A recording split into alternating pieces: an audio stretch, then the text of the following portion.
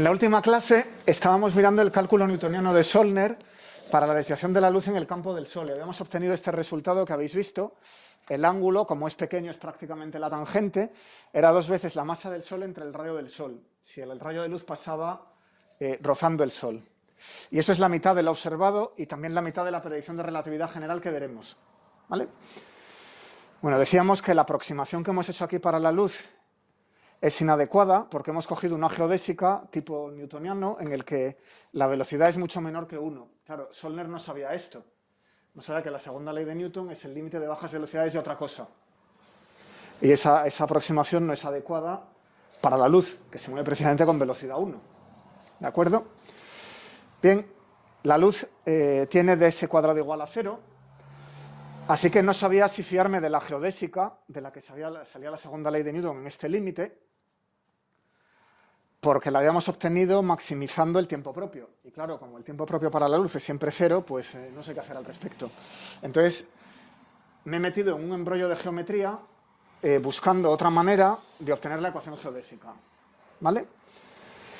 Y la idea era generalizar el hecho de que el vector tangente a lo largo de una línea recta en espacio euclidio no cambia, o si cambia, como mucho cambia paralelo a sí mismo. Entonces, generalizando esto a un espacio curvo, volveremos a sacar lo más parecido a una recta en espacio curvo, ¿vale? Y entonces, como decía, me había enredado en algo de geometría rudimentaria, geometría en zapatillas. Habíamos discutido que era un espacio tangente de vectores, la base EA y la conexión afín, que era cómo giraban los vectores de esa base al movernos de un punto a otro, que es la cosa que vamos a querer hacer con la geodésica, utilizarla para movernos de un sitio a otro en el espacio, en el espacio-tiempo. Total, que la derivada del vector eran unos coeficientes de conexión por los vectores de la misma base. Y esos coeficientes de conexión los llamamos coeficientes de conexión afín.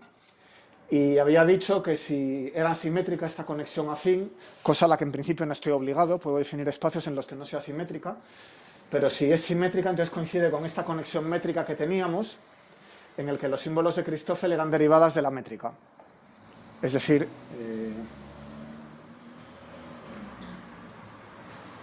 bueno, ya lo veremos. Vale. Hablaré la semana que viene de fuerzas de marea. Bueno, pues seguimos por aquí. Entonces, voy a partir de esta ecuación otra vez y me voy a preguntar cómo cambia un vector general, que no sea un vector de la base. Seguimos yendo a intentar esto. ¿Qué es esto de cómo cambia un vector a lo largo de una recta? Pues lo mismo en un espacio curvo. Pero ese vector no tiene por qué ser un vector de una base. Así que eso es cómo cambian los vectores de la base, pero un vector más general, como el que me va a hacer falta, ¿qué le pasa? Este vector lo vamos a expresar en términos de los vectores de la base, evidentemente, tiene unas coordenadas, v super a, y rápidamente voy a escribir el cambio del vector v. ¿Vale? Bueno, a derivar, regla de Leibniz, derivo la primera, VA, B por EB, y ahora derivo la segunda, VA por EA, B. Derivo el vector de la base, derivo la componente, y eso es lo mismo que V super A, B, EB, no hace falta que lo escribáis, lo podéis poner debajo si queréis, VA, y donde pone esto, utilizo la regla de los Christoffel, la regla de la conexión, cómo cambian los vectores de la base, que es gamma D A, B, E, D. Bueno, me gustaría sacar el vector de la base, pero claro, tengo los índices mudos mal colocados. Por aquí veo una D y por aquí veo una B. Así que voy a cambiarlos y ponerlos todos en términos de E sub A. Así que renombro los índices mudos. Entonces queda parcial B de V super A más gamma super A de B VD de E sub A. He pasado todos los que fueran esa D o esa B, todos los que fueran con el vector de la base a AS. ¿Vale? Y ya estoy. Supongo que en geometría os definirían esto a la mayoría que lo habéis visto, a los que no os presento este objeto. Eso se llama derivada covariante. Y en relatividad general o en general en geometría de espacios curvos, el símbolo nabla, que en espacio plano utilizamos indistintamente con el símbolo de derivada parcial, va a ser ahora esto. El símbolo de derivada parcial va a ser lo de siempre, pero el símbolo nabla se va a referir a esta construcción, la derivada parcial más un término de conexión, que me explica cómo pasar un espacio tangente a un espacio tangente cerquita, ¿vale? Y en este caso lleva un subíndice A, ¿no? Esto es parcial B, lleva una B. Es una B de VA, es lo que es esto, ¿no? ¿Vale? Eso es simplemente una definición. Bueno, ¿por qué se llama derivada covariante? Pues os lo reservo para un ejercicio, no me voy a enredar en este momento, que tenemos mucho material que cubrir, lo haremos en su momento, y simplemente porque este objeto se transforma como un tensor de dos índices, mientras que esto no. ¿Dónde está? Aquí. VA, B, la derivada parcial de B respecto a B de VA, eso no se transforma como un tensor de dos índices, todo esto sí. De ahí el nombre de covariante. ¿Qué pasa si tuviéramos un índice abajo? Si en lugar de tener V super A, tuviéramos V sub A, ¿sería lo mismo? No. Depende de si derivamos componentes covariantes o componentes contravariantes. Si cogéis E sub A por E super A, que es el módulo, ¿no? Y lo deriváis, como eso es una constante, la derivada es cero, ¿verdad? Y con eso podéis demostrar fácilmente que la derivada covariante de V sub A, componente covariante, es decir, el tensor con los dos índices abajo, pues es la derivada parcial del espacio plano menos esta cantidad, símbolo de Christoffel por V. ¿Y qué ha cambiado? El signo, ¿vale? Este signo es para las componentes covariantes, el más para las contravariantes. Fijaos que aquí el índice A está arriba y aquí está abajo. Esto es también un tensor de dos índices, pero es como se derivan las componentes de una forma, no de un vector, ¿vale? ¿Qué pasa si tenemos en vez de un vector, un tensor, las componentes de un tensor de muchos índices? ¿Qué sería la derivada covariante de A, gamma 1, gamma 2 hasta las que sean, beta 1, beta 2 hasta las que sean? Un tensor complicado, ¿vale? Bueno, parcial de alfa de eso mismo, evidente, y ahora los términos de corrección, que compensan por el hecho de que la base está girando. Por cada índice contravariante, un término de estos.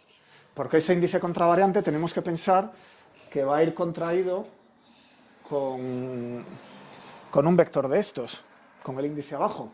O sea que se tiene que comportar así. Porque ¿qué es un tensor de muchos índices? Es un objeto matemático que a un conjunto de formas y de vectores les acaba asignando un número. Entonces, por cada uno de estos índices es como una casilla donde le puedo enchufar uno de estos vectores con el índice abajo. Y por cada uno de ellos, como van a girar con el punto de la geometría, pues tengo que meterle un término de corrección que le pongo. Así que más gamma 1 alfa teta a teta gamma 2 beta 1 beta 2, etc. Ese sería el término de corrección asociado al primer índice. Ahora al segundo índice le colocaría otro, gamma 2 alfa teta a gamma 1 teta beta 1 beta 2, etc. ¿Vale? Así con todos los índices contravariantes, cada uno llevaría su gamma, su Christoffel. Bueno, pues ahora vamos con los covariantes, así que menos gamma teta alfa beta 1 a gamma 1, gamma 2, los de arriba ya los he hecho, pero ahora aquí abajo teta beta 2, etcétera. Y así con todos los covariantes. O sea que por cada índice contravariante un Christoffel con signo más, por cada índice contravariante un Christoffel con signo menos. Pues eso es la derivada covariante.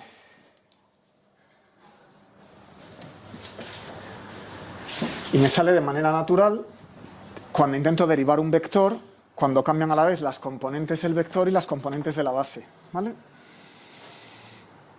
Bueno, pues lo siguiente es derivar el vector a lo largo de la curva. ¿Qué va a ser una curva? Bueno, los puntos del espacio son los puntos X. Eso puede ser una esfera, un toro, lo que sea. Sobre esos puntos ponemos una línea continua que parametrizamos con el parámetro U. Y un vector, eso es la curva, un vector, bueno, este X en realidad le he puesto un vector, pero no es un vector, es un punto de la geometría. El vector es este que está en el espacio tangente. Aquí me he ido ya directamente a un espacio plano. Eso es un punto de la geometría que no tiene por qué ser un vector, solo es un espacio lineal. Ese sí, ese está en el espacio tangente, es un vector. Bien, pues esta es la curva y en cualquier punto ponemos un vector. Así que esto es la X de U y esto es el V en U. Y claro, si me muevo a otro punto a lo largo de la curva, a lo mejor el vector cambia, ¿o no? Quiero ver qué es la derivada de un vector a lo largo de una curva. Ese es el objeto de este epígrafe, ¿verdad? Para poder eventualmente llegar a generalizar la línea recta. Bien, vamos a escribir el vector como componente V super A por vector de la base, E sub A.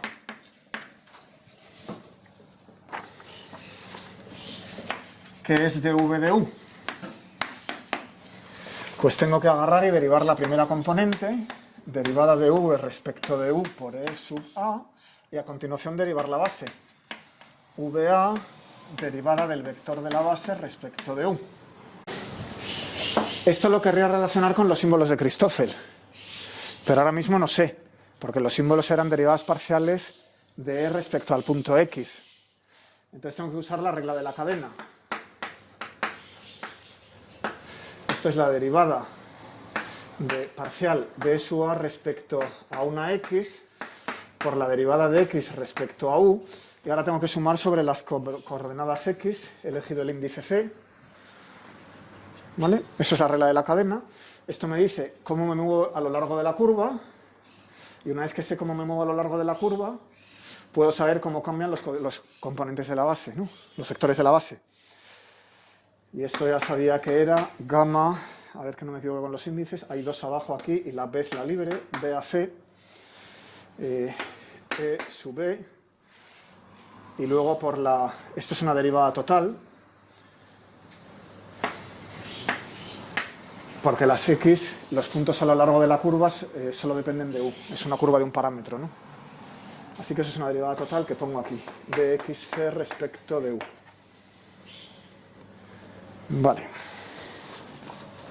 Así que ya sé escribir esto en términos de los símbolos de Christoffel. La derivada de un vector a lo largo del parámetro de la curva es la derivada de la componente a lo largo de la curva, como si fuera un espacio plano, más un término que viene de que la base está obligada a girar, porque el espacio es curvo, que es gamma ABC, VB, derivada de XC respecto de U, y todo ello multiplicado por E sub A.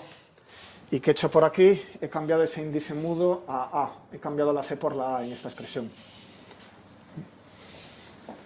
Eso es. Bueno, pues vamos a darle un nombre a esto para distinguirlo. En algún momento quizá los mezcle, pero debería evitarlo.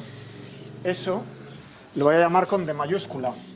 Es la derivada de la componente V super a lo largo de la curva parametrizada por el parámetro U.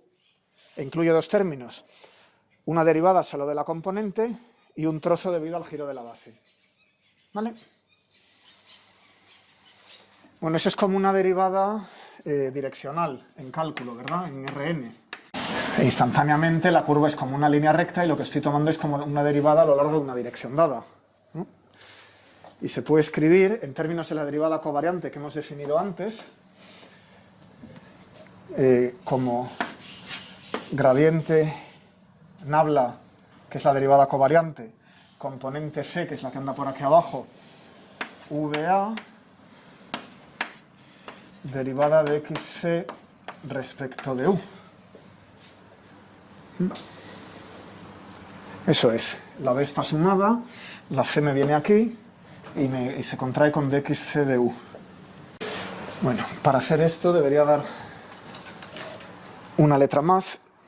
Lo que he hecho para pasar de aquí a aquí ha sido volver a usar la regla de la cadena. He escrito la derivada respecto de U como la derivada respecto de x no sé qué, c, derivada de xc respecto de U, ¿vale? Esa la he sacado fuera y esa derivada parcial la he agrupado con el Christoffel para dar la derivada covariante. Igual que hice al otro lado de la pizarra. Ahora ya debe ser obvio, ¿no? Bueno, pues ya podemos ver cómo cambian los vectores de un punto a otro. Y a esto los matemáticos lo llaman transporte paralelo, ¿verdad? Tenemos la curva, plano tangente aquí, plano tangente allí, un punto aquí, un punto allí, donde el plano tangente toca la superficie. Así que podemos tomar un vector v en el punto P y transportarlo al punto Q. ¿Y qué quiere decir que sea paralelo a sí mismo? Pues quiere decir que si voy a lo largo de la curva, su derivada en este sentido no cambia. Así que la derivada del vector v respecto de U en la curva dada de P a Q es igual a 0. Esa es la condición de transporte paralelo. Es lo más, claro, en espacio plano nos vamos a geometría euclídea y Euclides nos dice lo que son dos cosas paralelas, ¿no? Aquí el concepto en espacio curvo es esto. La derivada en este sentido, la derivada natural del vector v al llevármela de P a Q, pues es 0. Entonces el vector ha sido transportado paralelamente a sí mismo lo más que puedo, porque hay que tener en cuenta que la base está girando. ¿Vale? O lo que es lo mismo, derivada de la componente respecto de U más gamma ABC VB derivada de XC respecto de U igual a 0. Bueno, entonces ¿esto qué quiere decir? Esa ecuación. Imaginaos que fijamos VB en un punto de la curva. Estamos en un punto de la curva dado, aquí, y fijamos el valor inicial. ¿Vale? Pues esto es una ecuación diferencial para esas componentes. Empiezo con un vector dado, y esto me dice cómo es la derivada, con lo cual sé moverme al punto adyacente. Y repito, tengo v, puedo volver a calcular la derivada, y eso me dice cómo me muevo al punto adyacente, ¿vale? O sea que esto es un problema de valores iniciales, si queréis, para v, es lineal en v, ¿no? Y lo que pasa es que los coeficientes de esa ecuación diferencial pues pueden ser complicados, porque son estas funciones gamma que dependen de la geometría, y aparte la curva. Así que nos permite evolucionar v a lo largo de una curva dado un valor inicial. Bueno, pues creo que ya puedo volver a la geodésica. Queríamos generalizar esta propiedad de la línea recta, que la derivada del vector tangente es paralelo a sí mismo, ¿no? ¿Cómo sería esto en un espacio curvo? Ya podemos decirlo. Voy a usar esta derivada mayúscula, que viene de la derivada covariante. La derivada de t super a respecto de u es igual a la derivada de t super a respecto de u más gamma ABC TB de XC respecto de U igual a lambda de U por T super A. Esa es la generalización. El otro día me decía alguien, pero es que no puedo usar aquella ecuación en un espacio curvo. No pensaba usarla. Iba a generalizarla a esto. ¿De acuerdo? Bueno, pero ¿qué es el vector tangente? Es precisamente lo que cambia la posición, el punto en el que estoy a lo largo de la curva, ¿no? Ese vector Ahora mismo no lo tengo normalizado. Si pudiera usar el parámetro de arco, tendría módulo 1, ¿verdad? Por cada paso que avanza a lo largo de la curva, avanzo exactamente un paso de longitud de arco, con lo cual tendría módulo 1. Pero como precisamente la luz tiene parámetro de arco 0, tiene tiempo propio 0, pues el parámetro de arco con la luz no tiene sentido. Así que este es un parámetro que no es el parámetro de arco y eso no estoy muy seguro cómo está normalizado. Depende de cómo parametrice la curva, ¿vale? O sea que no especifico que sea de módulo 1. Bueno, esto se parece mucho a la geodésica, ¿verdad? Sustituimos esto aquí.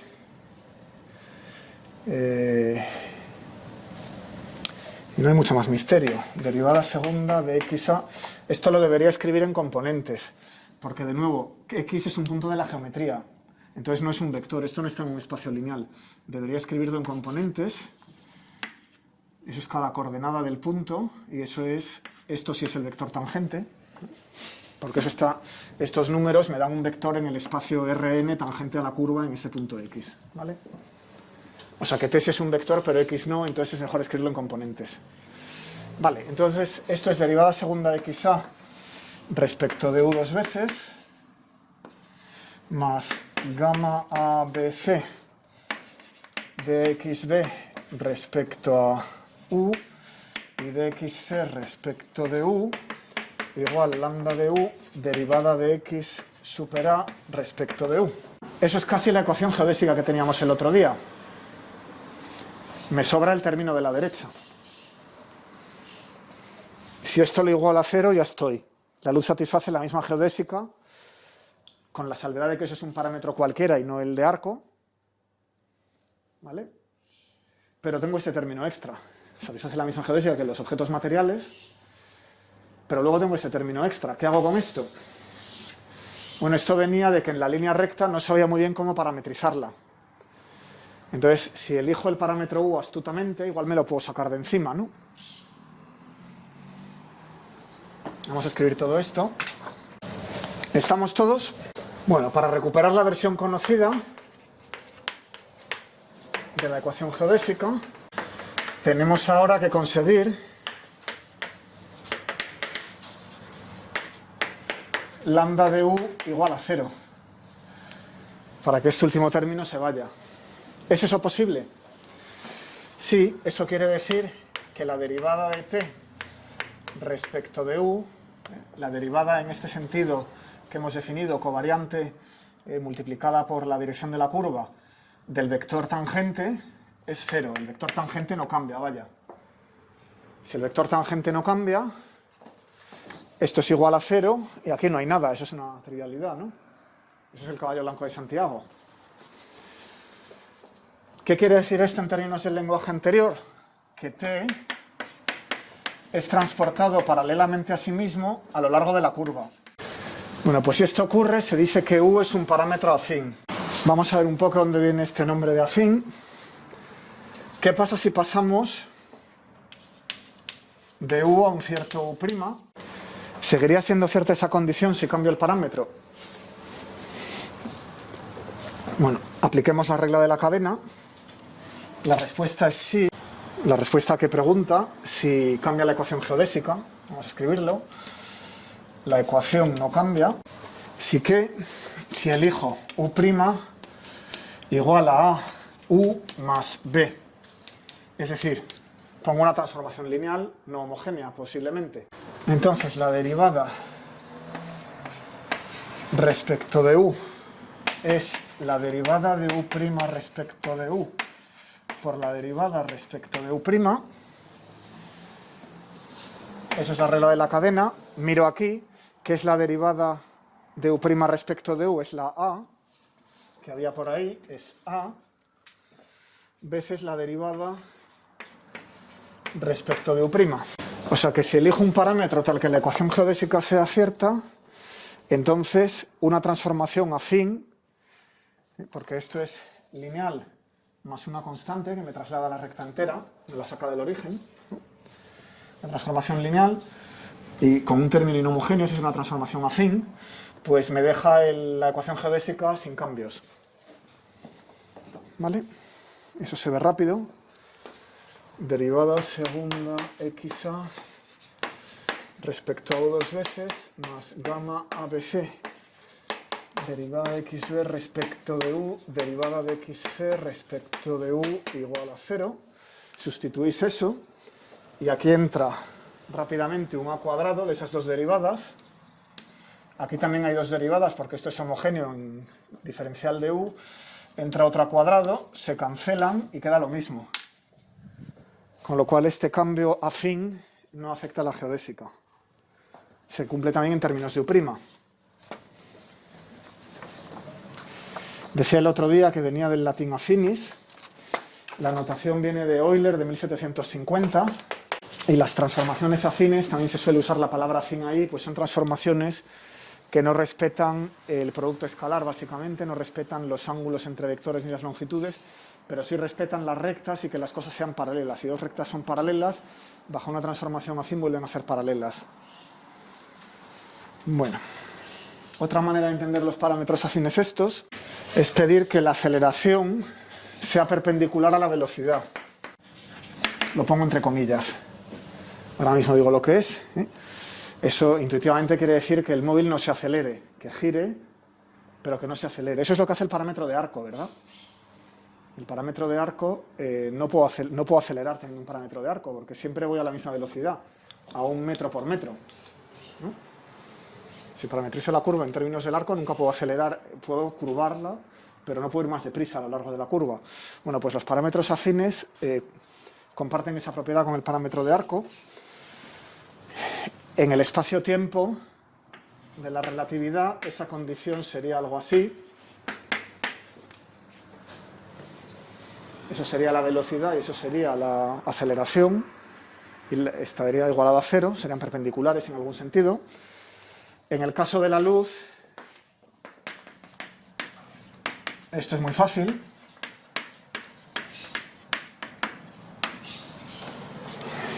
Porque sabemos que diferencial de ese cuadrado es igual a 0, o u cuadrado igual a 0, ¿vale? No tiene tiempo propio. A lo largo del cono de luz avanzo tanto en x como en t. Y por cada paso que doy en t avanzo lo mismo en x. dt cuadrado menos dx cuadrado es 0. 1 menos 1 es 0, ¿no? Y claro, si derivo eso, ya está. La derivada es 2u por u punto igual a 0, que es esto de aquí. ¿Vale? O sea que sí, puedo parametrizar ¿cómo llamaría esta curva? La historia de un fotón, ¿no? La curva que sigue un fotón en el espacio-tiempo. La puedo parametrizar mediante un parámetro afín porque u cuadrado es 0. Una cosa más. En casos muy sencillos, este ds cuadrado igual a 0 ya basta para calcular el desplazamiento espectral de la luz. Como vimos, la luz sufrió un desplazamiento espectral debido a su velocidad, el efecto Doppler, pero también debido a la aceleración o al campo gravitatorio, por el principio de equivalencia. En casos más complicados, no. En general lo que hay que hacer es usar la ecuación geodésica completa. Pero en algunas geometrías muy simples basta con esto. No hay que preocuparse de todo esto, sino que es suficiente con esta ecuación. Que es como una ligadura, ¿verdad? O sea, aquí tenemos la evolución completa y ahí tenemos una ligadura. A veces la ligadura, el sistema está ya tan constreñido, por simetrías o lo que sea, que con la ligadura ya resolvemos. Por ejemplo, para la aproximación newtoniana que venimos viendo, y en esa aproximación newtoniana, ¿qué es diferencial de ese cuadrado igual a 0? Dejad ahí un poquito de espacio. Pues de ese cuadrado igual a 0 era 1 menos 2 phi dt cuadrado igual a menos g y j de xy de xj, donde esto presumía que iba a ser de la forma 1 más una constante por phi, porque estoy a bajo potencial, pero como todavía no lo conozco mucho, lo puedo dejar así en una forma un poquito más general. El término que realmente conocía era este. O bien también para la de Schwarzschild,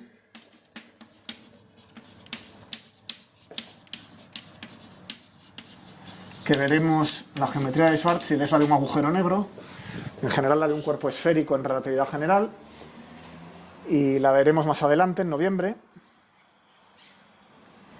en cuyo caso ds cuadrado igual a 0, pues se convierte aquí en 1 menos 2m partido por r, dt cuadrado, y este g y j, que en el caso newtoniano decía que podía ser 1 más a phi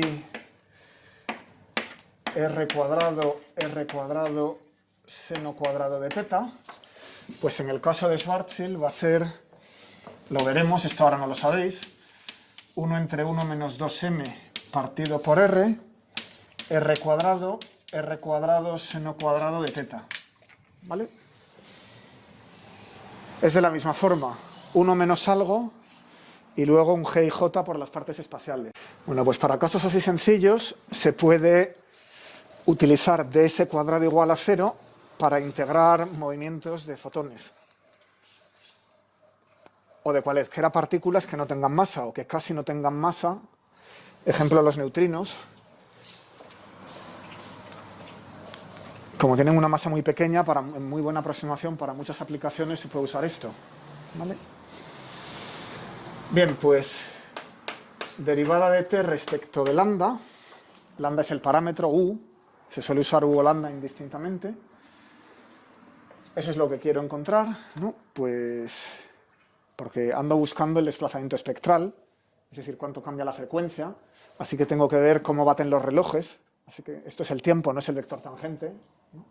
Cómo cambia el tiempo a lo largo de la curva, cómo baten los relojes, y ahí puedo irme al cambio de frecuencia de la luz o de cualquier cosa, ¿no? Bueno, pues lo saco de aquí. Entonces, si divido esta ecuación por lambda cuadrado, tomo esto como t' de lambda y esto como las derivadas de las x respecto de lambda, pues puedo obtenerlo rápidamente. Por ejemplo, en la de Schwarzschild, esto es, que está en naranja, esto es 1 entre la raíz de 1 menos 2m partido por r por la raíz de menos g y j de x super y respecto de lambda de x super j respecto de lambda. Esto se puede integrar.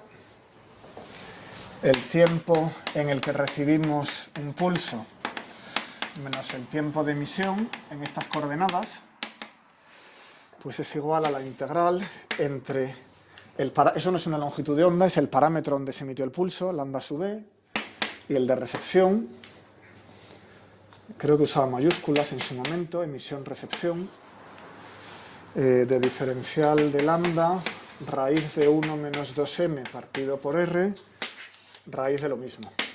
Si Alberto y Beatriz, que recordemos eran quien emitía y quien recibía en el Gedanken Experiment del cohete, en aquel experimento mental del cohete, Alberto emitía el fotón desde arriba y Beatriz lo recogía en un detector. Pues si están en posiciones fijas en el espacio, entonces no hay dependencia temporal.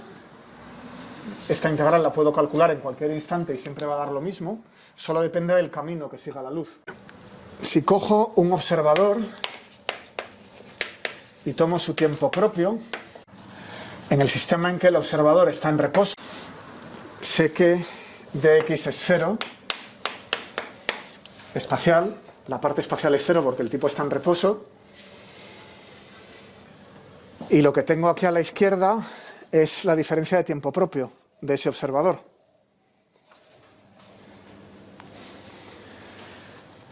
Entonces, ¿qué tenemos? ds cuadrado es igual a d tau cuadrado, es 1 menos 2m entre r dt cuadrado. Y el término con dx desaparece. Lo he borrado. Es esta ecuación en la versión anterior, sin la lambda y todo elevado al cuadrado. Es una ecuación que había por aquí abajo. La ecuación de siempre, ds cuadrado igual g00 dt cuadrado menos g y j de xy de xj es eso cuando el término espacial es 0. Ahí se ve, ¿no? Esto de aquí, para un observador como Alberto o Beatriz, que están en una posición fija espacial, esto es una constante. O sea que tenemos a Alberto y Beatriz, miden su tiempo propio, están en reposo y están quietos en el sistema de coordenadas TR, θ, φ. Bueno, pues ¿qué son los intervalos de emisión y recepción? El intervalo de emisión es la raíz de 1 menos 2m entre RE delta de T sub E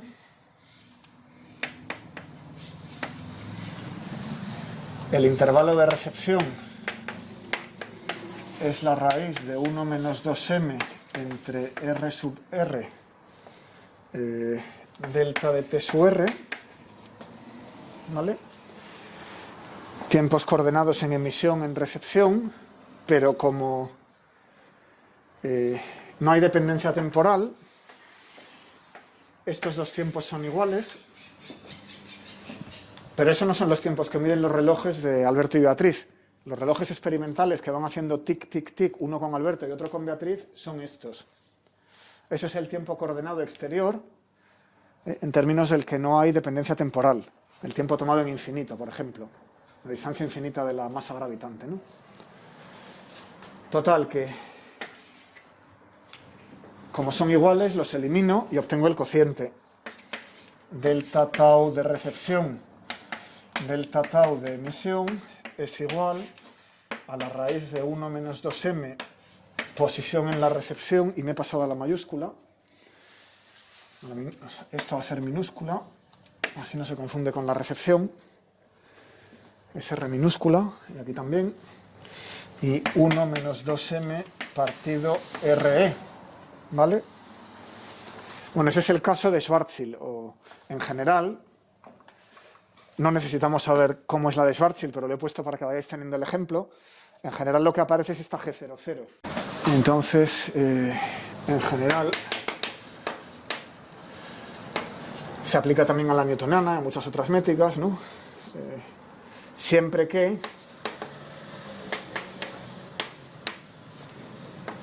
A y B estén fijos, Alberto y Beatriz están quietos en el sistema coordenado, o la emisión y la recepción es lo mismo, estén fijos, su X, su Y, su Z no cambie, para evitar este término. Esa es la condición. Bajo esa condición, el cociente de frecuencias de emisión y de recepción pues es el inverso de esto. Es la raíz del G00 en emisión entre el G00 en recepción. Eso en realidad ya lo sabíamos. Es como hemos descubierto todo esto de la métrica y de la interpretación geométrica de la gravedad y tal. Habíamos empezado lanzando fotones, viendo cómo tenían que cambiar de frecuencia para ser consistentes con la relatividad especial y con la teoría de Newton, y nos habíamos metido en esto de la métrica.